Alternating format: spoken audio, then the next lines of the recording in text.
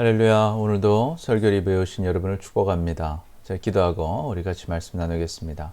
사랑의 아버지 하나님 감사합니다. 우리를 사랑하셔서 오늘도 말씀의 자리로 나오게 하시니 감사합니다.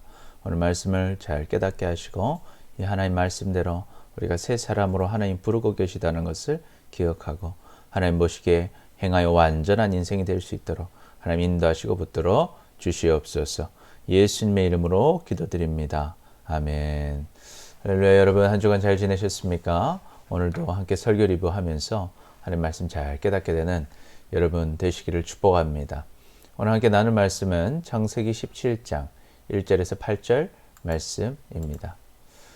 제목은 새 사람입니다. 새 사람. 여러분은 여러분의 삶에 만족하고 계십니까? 우리가 살아가면서 우리는 중요한 순간에 실수를 하고 또 공부할 때 잘 안 되고 또 인간관계에서 실패할 때가 있고 해야 할 일들, 잘해야 될 일들에서 우리가 잘 안 될 때 좀 이전과는 다른 새로운 삶을 살고 싶다고 생각할 때가 있습니다. 그런데 우리가 좀 잘 생각해 보면요, 우리는 똑같은 인생 같지만 사람들이 우리를 어떻게 부르느냐에 따라서 또 우리에게 무엇을 기대하느냐에 따라서 우리는 조금 다른 인생을 살고 있다는 것을 우리는 알게 됩니다. 그래서 이런 시가 있죠. 내가 그의 이름을 불러주기 전에는 그는 다만 하나의 몸짓에 지나지 않았다. 내가 그의 이름을 불러주었을 때 그는 나에게로 와서 꽃이 되었다. 우리 김춘수 시인의 꽃이라는 시입니다. 내가 그 사람을 불러주기 전에는요, 의미가 없었는데 내가 그 사람을 불러줬을 때 그 사람이 나에게 꽃이라는 소중한 존재가 되었다는 것이죠. 그렇습니다. 저도 목사인데요. 목사라 불리는 곳하고 그냥 아저씨라 불리는 곳에서 저의 행동은 다릅니다. 그 부르는 사람이 기대하는 모습이 있기 때문이죠. 그래서 우리는 그것에 부응하기 위해서 우리의 삶을 바꾸어 사는 모습을 보게 되는 것이죠. 그래서 우리가 어떤 사람에게는 좋은 사람의 모습을 많이 보여준 좋은 사람이고 어떤 사람에게는 좀 부족한 모습을 많이 보여줘서 부족한 사람으로 인식되는 것처럼 우리는 사람이 나를 어떻게 부르느냐에 따라서 다른 행동을 하고 있다는 것을 알게 됩니다. 그런데 중요한 것은 무엇이냐? 하나님은 나를 무엇으로 부르시냐는 거예요. 하나님께서 우리를 어떻게 부르고 계시냐 하는 것입니다. 사람이 우리를 부르고 우리에게 기대하는 것에도 우리는 이렇게 행동이 변하는데 하나님께서 나를 어떻게 부르시는 것을 깨닫고 하나님의 기대를 알게 된다면 우리의 삶과 행동은 변화될 수밖에 없는 것입니다. 그런데 하나님께서 오늘 우리를 뭘로 부르신다는 것입니까? 그런즉 누구든지 그리스도 안에 있으면 새로운 피조물이라. 이전 것은 지나갔으니 보라 새 것이 되었도다. 하나님은 우리를 새 사람으로 부르고 계시다는 거예요. 우리는 새 것이라는 것입니다. 아멘. 그래서 하나님은 우리를 새 사람으로 부르고 계시고 새로운 삶을 기대하고 계셔요. 그런데 왜 우리는 새 사람인 줄 알면서도 새로 사람의 삶을 살지 못하는 것일까? 우리가 하나님이 부르시는 하나님의 음성에 귀 기울이지 않기 때문입니다. 하나님이 나를 새 사람으로 부르고 계신데 그것을 의식하지 못하고 여전히 세상 사람들이 나를 부르는 것에 의식하면서 그것을 따라 살아가고 있다 하는 것이죠. 그래서 오늘 말씀을 통해서요, 우리는 하나님께서 우리를 새 사람으로 부르고 계시다는 사실을 아브라함의 인생을 통해서 한번 살펴보기를 원합니다. 오늘 함께 본 말씀은요, 17장 말씀인데 아브라함이 99세 때 여호와께서 아브라함에게 나타나셔서 그에게 이르시되 나는 전능한 하나님이라 너는 내 앞에서 행하여 완전하라고 말씀하십니다. 아브라함이 이제 99세가 되었어요. 99세가 됐을 때는 이제 아브라함이 75세 때 부름받고 24년 동안 신앙생활을 했을 때입니다. 여러분은 신앙생활 얼마나 하셨습니까? 태어날 때부터 믿었다면 우리도 꽤 오래 믿지 않았습니까? 우리도 하나님을 많이 경험했습니다. 아브라함도 75세 때 하나님 만나고 24년 동안 하나님을 많이 경험했어요. 그 경험하고 나서 하나님께서 이야기하시는 것, 하나님께서 아브라함에게 새롭게 기대하시는 삶이 오늘 본문에 나타납니다. 그래서 오늘 말씀을 통해서요, 오늘 이제 아브라함이 12장부터 17장까지의 여생을 살펴보면서 우리와도 함께 하셨던 그 하나님을 기억하고 지금부터 다시 한번 새 사람의 삶을 시작하는 우리 모두가 되시기를 축복합니다. 그렇다면 아브라함은 어떤 하나님을 만났을까요? 첫 번째, 부르시는 하나님을 만났습니다. 12장에서 보면 하나님이 아브라함을 부르십니다. 여호와께서 아브라함에게 이르시되 너는 너의 고향과 친척과 아버지의 집을 떠나 내가 내게 보여줄 땅으로 가라.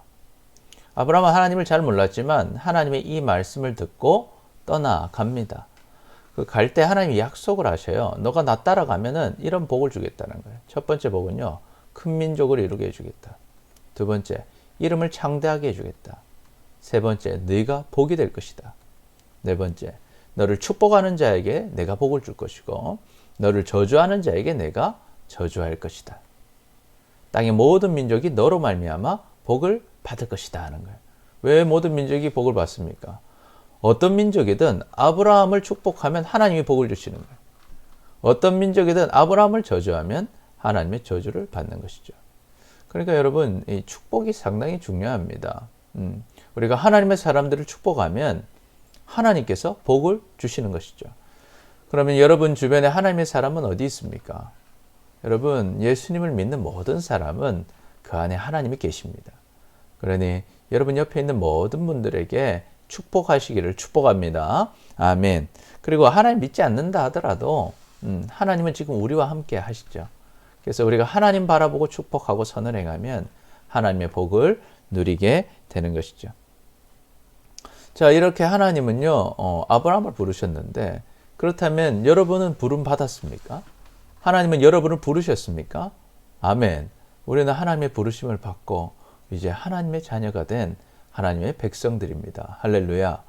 그래서요, 예수님, 우리 사도 바울이 우리에게 말합니다. 내가 만일 내 입으로 예수를 주로 시인하며 또 하나님께서 그를 죽은 자 가운데서 살리신 것을 내 마음에 믿으면 구원을 받으리라. 우리가 예수님을 나의 주인으로 고백하고 예수님께서 나를 위해 죽으시고 부활하셨다는 사실을 믿을 때 우리는 구원, 죽음에서 구조를 받습니다. 할렐루야. 그래서 이 사실을 하나님 우리에게 알려주셨고 2000년 전에 예수님은 우리를 위해 실제로 죽으시고 부활하셨습니다.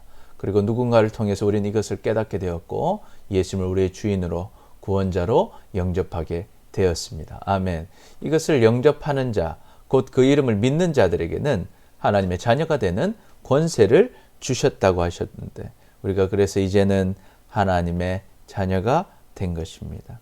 그래서 죽을 수밖에 없는 우리 상황 속에서도 우리를 구원하셔서 이제는 영원히 죽지 않는 죽어서도 부활하여 천국의 삶을 살아가는 우리가 되게 하신 하나님께 감사하시기를 축복합니다. 그리고 여러분 어떤 상황에 낙심하는 상황, 실패하는 상황이 와도 나는 구원받은 하나님 자녀다 하는 사실을 늘 기억하시기를 축복합니다. 둘째로 아브라함은 어떤 하나님을 만났습니까? 건져주시는 하나님을 만났습니다. 아브라함이 이제 가나안 땅으로 들어갔습니다. 가나안 땅 들어갔는데 어떤 문제가 생깁니까? 가나안 땅에 기근이 생깁니다. 기근이 생겨서 보통 그러면 어떻게 해야 될까요?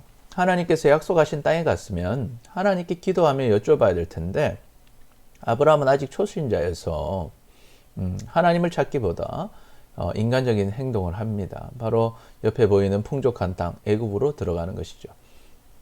그런데 문제가 생겼어요. 어떤 문제였습니까? 기억나십니까?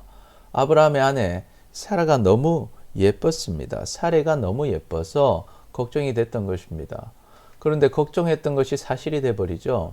아브라함의 아내 사레의 미모가 왕궁까지 소문이 나고 바로 왕이 그 사레를 자신의 아내로 삼으려고 왕궁으로 데려갑니다. 그리고 아브라함한테 잘 보이려고 많은 가축과 노비들을 줍니다. 그러니까 이제 아브라함은요 도저히 해결할 수 없는 상황이 된 것입니다. 아내를 찾아올 수도 없고 사실대로 말했다가는 죽을 수밖에 없는 상황이 된 거예요. 당시에 애굽은 굉장히 큰 나라고 강대국이었습니다. 그리고 바로는 그 애굽의 왕이자 신이었습니다. 절대 자기의 힘과 능력으로는 가능하지 않았어요. 아내를 데려올 수도 목숨을 부지하기도 어려웠습니다. 그때 하나님이 일하십니다. 그래서 하나님께서 직접 알려주셔요. 바로에게 무엇이 문제인지 아브라함의 아내 사레를 돌려줘야 할 것을 깨닫게 하십니다. 그래서 바로는요, 세상에 무서울 것이 없는 사람인데 하나님이 무서워서 아브라함을 살려줍니다. 뿐만 아니라 아내를 돌려줍니다.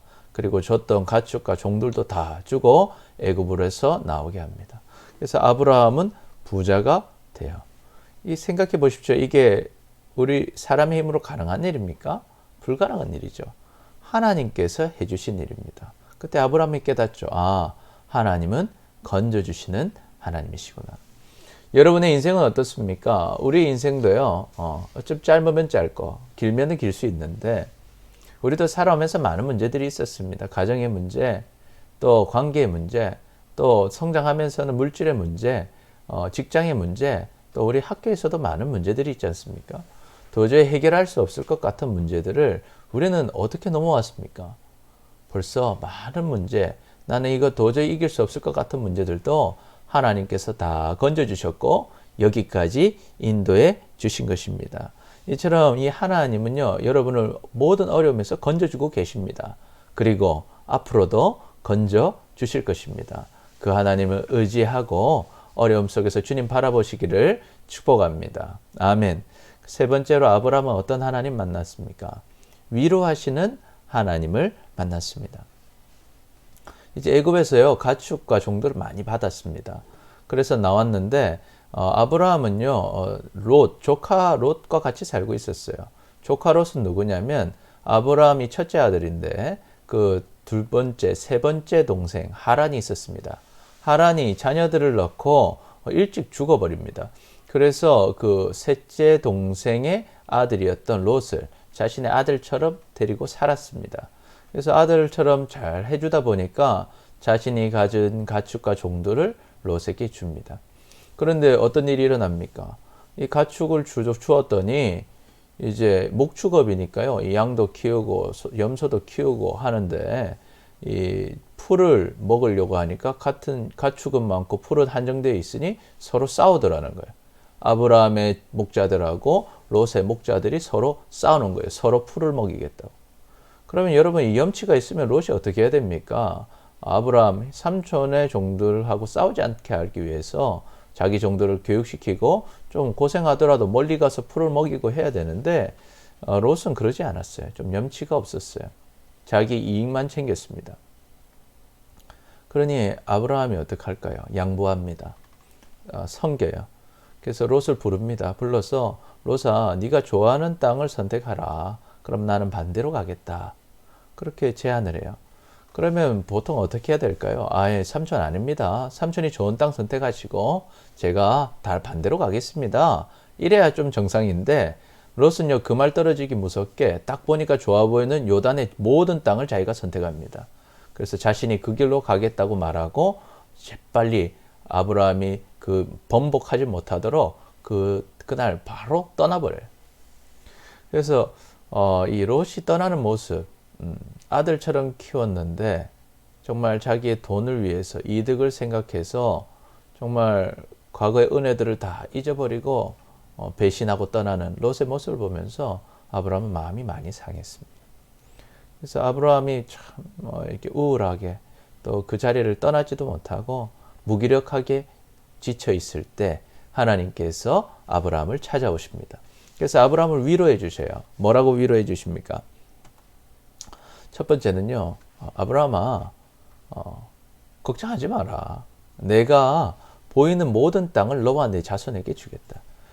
지금 그 롯이 다 가지겠다고 떠나가서 롯이 가질 수 있는 것이 아니다. 내가 준다. 땅은 누가 준다? 내가 주겠다. 두 번째, 내가 내 자손의 땅에 티끌처럼 내 자손을 셀 수 없게 해주겠다는 거야. 땅에 있는 티끌처럼 내 자손을 셀 수 없이 많이 줄 것이다. 너 지금 아들이 없어서 롯에게 집착했었는데 롯에게 그만큼 잘해줬지만 배신당했을 때 너가 아프지. 나도 너에게 자손을 주겠다는 거야. 그것도 많이 주겠다는 겁니다. 세 번째, 그러니까 너 이제 우울하게 있지 말고 일어나라. 돌아다녀라. 내가 밟는 땅을 다 주겠다. 라고 하나님께서 약속하시는 것입니다. 우리도 살다 보면 배신당할 때가 있습니다. 잘해줬는데 반대로 우리에게 대적하고 잘못하고 자기가 받은 것을 기억하지 못하고 그런 사람들이 많이 있죠. 그때 여러분 때로는 손해를 보고 때로는 배신당해서 마음이 아프다 할지라도 하나님을 바라보고 힘을 내시기를 축복합니다. 왜 우린 힘을 낼 수 있습니까? 여러분 복은 사람이 주는 것이 아니라 하나님이 주십니다. 하나님께서 주십니다. 그러니 여러분 사람 때문에 낙심하지 마시고 끝까지 우리에게 복 주시고 힘 주시는 하나님을 바라보시기를 축복합니다. 아멘. 여러분 그래서 우리도요 이 위로하시는 하나님 많이 만났음을 기억해야 됩니다. 여러분 상처받은 적이 있지 않습니까? 배신당한 적이 있지 않습니까? 그러나 그 배신과 상처가 영원할 것 같지만 우리는 이미 그 상처들을 많이 회복하고 있다는 것을 알게 됩니다. 어떻게 회복됐습니까? 우리가 눈물로 기도하고 하나님 바라보며 나아갔더니 하나님께서 이렇게 우리를 회복시켜 주셨고 앞으로도 하나님께서는 우리를 위로해 주시고 힘을 주셔서 다시 일어나서 잘 살아갈 수 있도록 인도해 주실 것이다 하는 것입니다. 그러니 우리를 위로하시고 힘주시는 하나님 의지하며 사시기를 축복합니다. 넷째로 아브라함은 어떤 하나님 만났습니까? 승리 주시는 하나님을 만났습니다. 지금 어떤 일이 납니까? 이게 롯이 선택해서 갔던 요단 지역에는요, 소돔이란 나라가 있었습니다. 이 소돔하고 인접 나라들이 원래 이제 북쪽에 있던 엘람 왕을 섬기고 있었어요.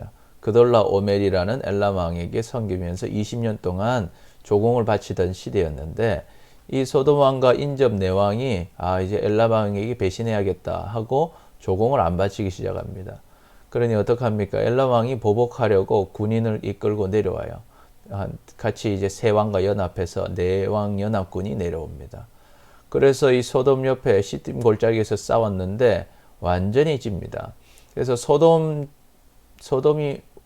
함께한 연합군이 완전히 지고 그곳에서 모든 재물 빼앗기고 사람들은 포로로 잡혀가고 그리고 왕만 산으로 숨어서 겨우 자기 생명을 보존합니다. 그런데 문제가 있었어요. 그 롯이 소돔까지 가 있었다는 거예요. 이 소돔은요, 하나님 보시기에 제약된 도시였습니다. 이 사람들은 하나님 싫어하시는 일만 하는 곳이 소돔이었어요. 근데 이 롯이 왜 소돔까지 가게 됐을까요? 처음부터 소돔에 있었던 것은 아닌데 이 롯이 뭘 쫓아갔어요? 이 돈을 쫓아가다 보니까 돈을 쫓아가다가 결국 최악의 도시 소돔까지 가게 된 것입니다. 그런데 이 소돔에 있다가 결국 엘람 왕에게 잡혀서 포로로 잡혀가는 신세가 되어버린 것이죠. 이 사실을 듣게 됩니다. 아브라함이 이 사실을 듣고 어떻게 해요? 집에서 기른 장정들 318명 끌고 단까지 쳐 올라갑니다. 단까지는 한 200km 되는데요. 상당히 며칠을 걸어가야 하는 거리죠. 그래서 이 아브라함이 자기 병사들 데리고 지금 어떻게 해서 엘람 연합군은요, 지금 승리한 후에 굉장히 이제 교만한 상태에서 편안하게 올라가고 있었는데 밤에 갑자기 팀을 나눠서 급습을 하니까 완전한 패배를 맞이하게 됩니다. 그래서 아브라함의 군사들이요, 그 엘람 군사들 다 쳐부수고 재물 다 가지고 오고 포로들도 다 데리고 내려오게 되는 것입니다. 여러분이 생각해 보면 이게 불가능한 일이죠. 이게 도저히 가능하지 않은 일입니다. 어떻게 그 연합군들을 318명 데리고 아브라함이 이길 수 있단 말입니까? 이것은 100% 하나님의 역사인 것이죠. 그래서 이것을 경험하면서 내려오고 있는데 소돔 왕하고 하나님의 제사장 누굽니까? 멜기세덱이 아브라함이 오는 길을 기다리고 있습니다. 그때 이 멜기세덱이요, 하나님의 제사장인데 아브라함을 보자마자 그럽니다. 하나님의 이름으로 아브라함을 축복하고 이렇게 선포해요. 대적을 내 손에 붙이신 지극히 높으신 하나님을 찬송할지로다. 이 말은 무슨 말이냐면 아브라함 너의 대적을 하나님께서 너의 손에 붙이셨다 하는 거예요. 너의 승리는 하나님께서 주신 것이다. 아브라함이 그 이야기를 듣는 순간 아마 소름이 싹 끼쳤을 거예요. 역시 하나님은 나에게 승리를 주신 것이 분명하다.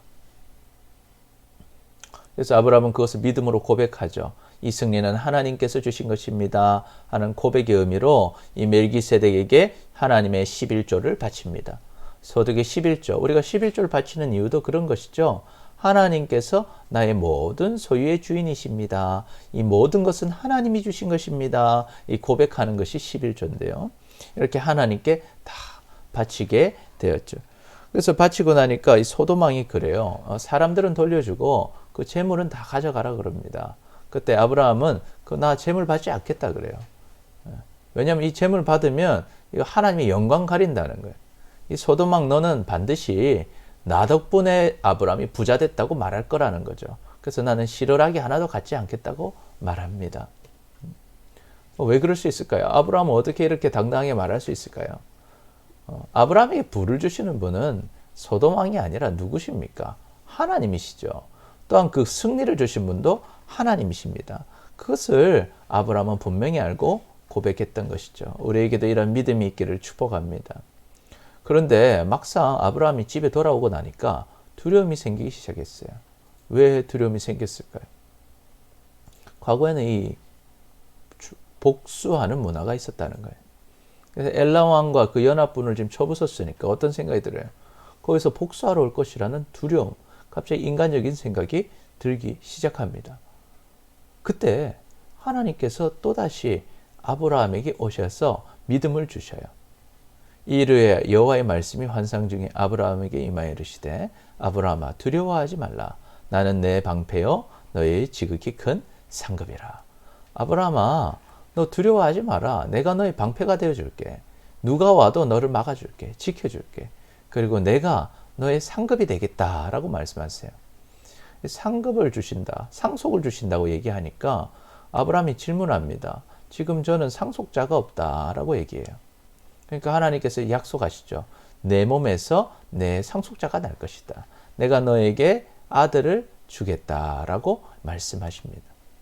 그리고 내가 네 자손을 하늘의 별처럼 셀 수 없이 많은 자손을 주겠다고 말씀하셔요.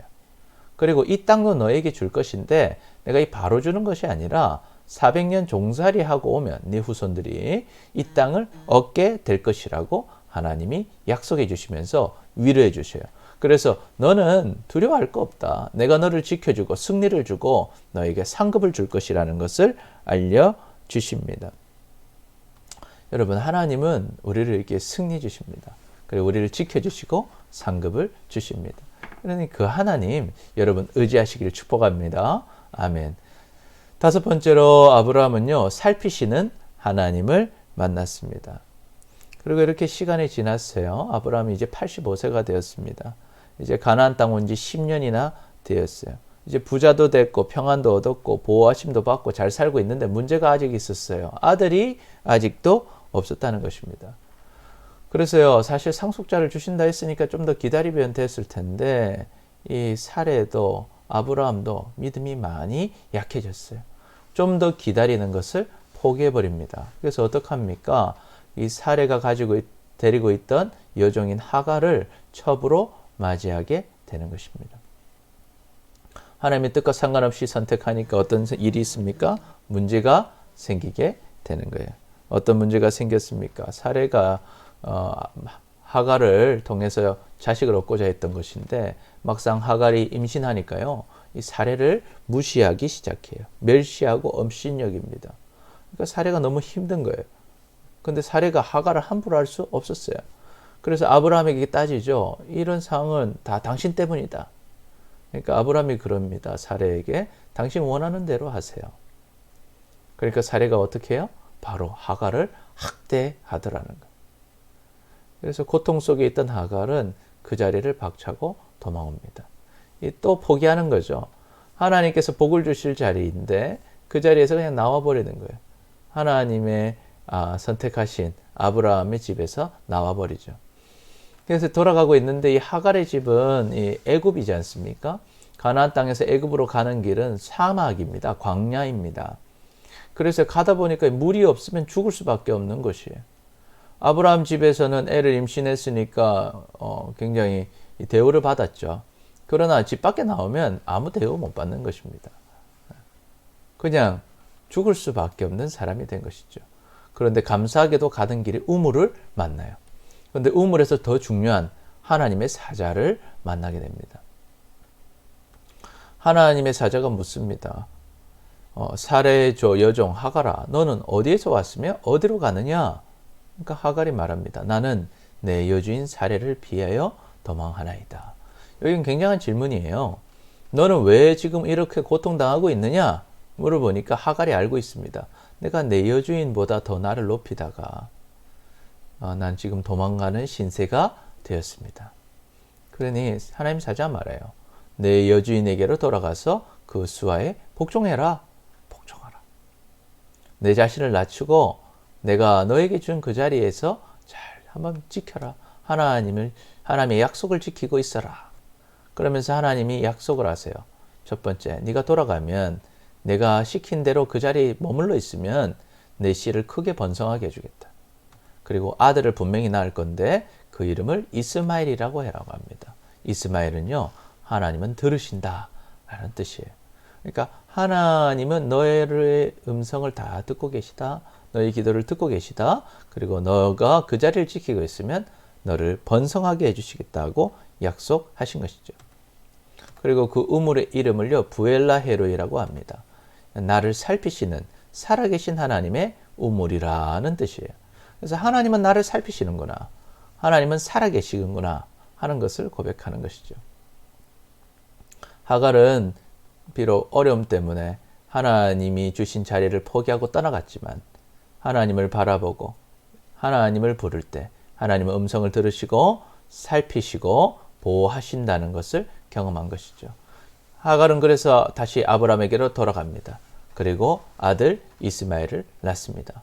이 사건을 통해서 아브라함은 알았을 것입니다. 하갈의 이야기를 들으면서 하나님은 내가 때로 실수하고 부족하고 연약해서 하나님 원하시는 자리를 떠난다 할지라도 여전히 나의 기도를 들어주시고 나를 살펴주시고 살아계신 하나님이시구나 하는 것을 경험하게 된 것입니다. 그러니까 여러분, 우리도 살다가 실수할 수 있습니다. 잘못할 수 있습니다. 그때 여러분, 그럼에도 불구하고 하나님은 우리의 기도를 들으십니다. 그리고 우리를 살펴주시고 하나님은 여전히 우리의 살아계신 하나님이 되십니다. 그러니까 하나님을 늘 바라보고 주님께로 돌아가는 여러분 되시기를 축복합니다. 마지막으로 아브라함은요, 전능하신 하나님을 만났습니다. 이렇게 24년 동안 하나님을 경험한 아브라함에게 하나님 말씀하십니다.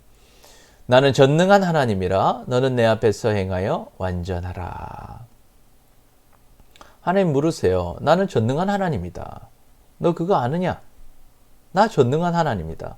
너 지금까지 나를 경험했잖아요. 내가 너를 불렀고 나는 너를 건져줬고 너를 위로해 주었고 승리를 줬고 살펴주었다. 나를 이제 경험할 만큼 경험하지 않았느냐? 나는 누구냐? 나는 바로 전능한 하나님이라.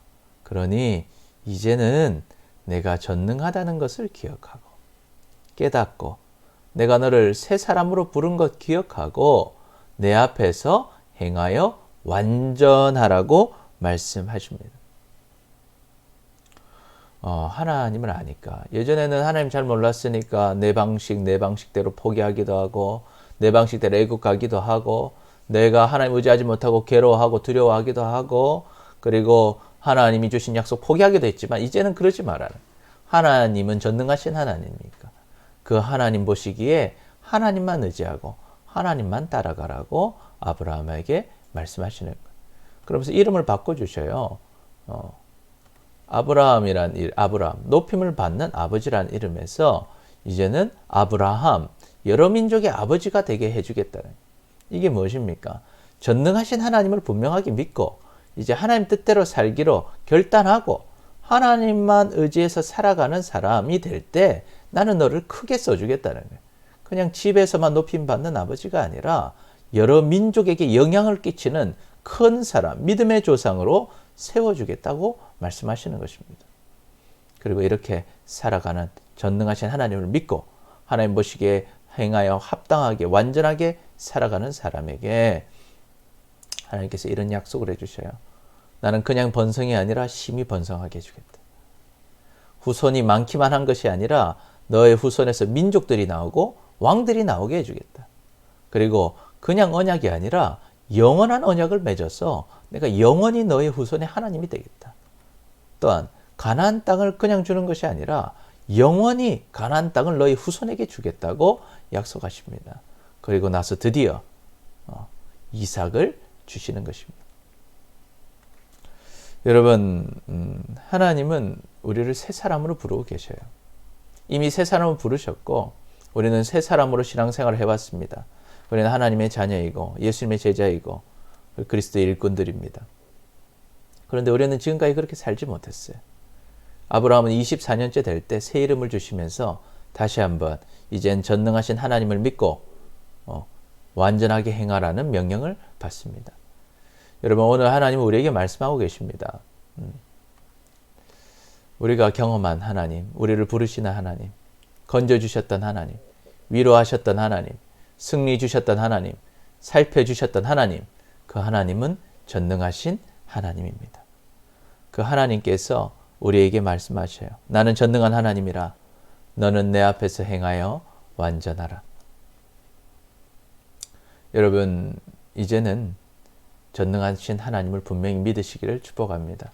그래서 하나님 보시기에 완전하게 행하셔서 하나님께 크게 쓰임받고 하나님의 큰 복을 누리며 살아가는 우리 모두가 되시기를 축복합니다. 우리 기도하겠는데요. 주님, 우리를 부르시고 건지시고 위로하시고 승리 주시고 살피시는 전능하신 하나님 감사합니다. 지금까지 전능하신 하나님을 믿지 못한 우리를 용서해 주십시오. 이제는 전능하신 하나님만 믿고 하나님 보시기에 합당하게 행하는 새 사람이 되어서 하나님께 크게 쓰임받고 복을 누리게 해달라고 우리 다 같이 기도하겠습니다. 제가 기도합니다. 사랑해 주님 감사합니다. 오늘도 우리를 사랑하셔서 하나님 말씀 함께 나누게 하시니 감사합니다. 하나님, 우리를 새 사람으로 불러주신 것 감사합니다. 또한 하나님, 우리를 부르신 하나님, 건져주신 하나님, 위로하신 하나님, 승리 주시는 하나님, 살피시는 하나님, 전능하신 하나님을 알게 하신 것도 감사합니다. 하나님, 그러나 하나님, 우리가 전능하신 하나님 온전히 믿지 못하고 여전히 내 방식 내 뜻대로 살 때가 많았습니다. 주님, 우리를 용서하여 주시옵소서. 이제 오늘 하나님 우리에게 주신 말씀처럼 나는 전능한 하나님이라 너는 내 앞에서 행하여 완전하라 하셨는데 이제는 전능하신 하나님만 믿고 내 앞에서 하나님 앞에서 완전하게 행함으로 정말 하나님만 바라보고 나아감으로 정말 하나님 큰 일에 쓰임받고 하나님의 복을 누리는 우리가 되게 하여 주옵소서. 하나님, 우리는 약하고 부족합니다. 우리의 힘과 능력으로는 주님 앞에 완전하게 행할 수 없습니다. 그러나 하나님, 우리가 지금 새 사람으로 나를 부르고 계신 하나님을 늘 의식하고 살아감으로 하나님의 능력으로 새로운 삶, 완전한 삶 살아갈 수 있도록 인도하여 주시옵소서. 오늘 함께 말씀을 나눈 한 사람 한 사람 붙드셔서 주님께서 인도하시고 역사하실 것을 기대하며 예수님의 이름으로 기도드립니다. 아멘, 아멘. 할렐루야. 여러분, 또 한 주간 승리하시고 오늘 말씀 잘 기억하면서 우리가 정말 전능하신 하나님만 의지해서 하나님의 큰 역사, 큰 은혜를 누리며 살아가는 여러분 되시기를 축복합니다. 우리 청소년부 예배는 지금 모이지 못하지만 우리 주일 예배, 저녁 예배 잘 참여해 주시고 또 이 설교 리뷰 보면서 여러분 신앙생활 잘 해가시기를 바랍니다. 축복합니다. 사랑합니다. 우리 다음 시간에 또 만나겠습니다. 감사합니다.